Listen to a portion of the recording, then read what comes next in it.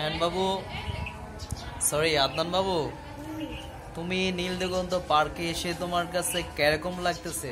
তোমার অনুভূতিটা কি বলো? খুবই ভালো লাগতেছে। তুমি এখানে ঘুরে কি খুব মজা পেয়েছো? বলো গাইসকে, বলো হাই দিয়া। তো গাইস সরি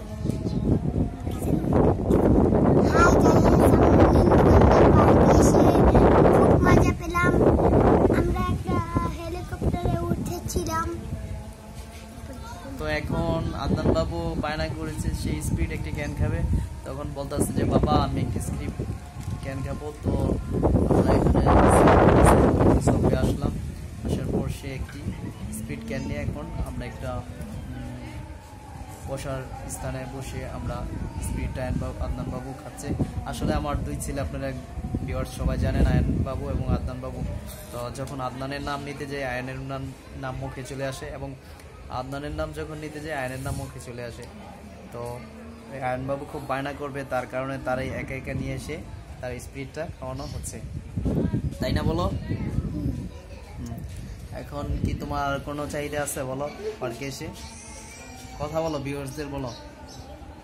কোনো চাহিদা নাই আমার। তুমি এখানে খুব ভালো লাগলো?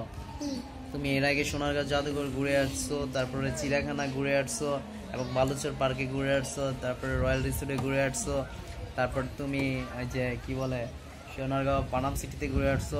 তো বাড়ির পাশে নীল দিগন্ত পার্ক ছিল, তো এখানে ঘোরার ইচ্ছা ছিল, তো বাবাই তোমারে ঘুরে নিয়ে আসলাম, তাই না? এবার খুশি তো? পার্কটি কেমন সুন্দর ভিউয়ার্সদের বলো, আসতে আপনারা এসে ঘুরে যান। আপনারা এসে ঘুরে যান, পার্কটা খুবই সুন্দর।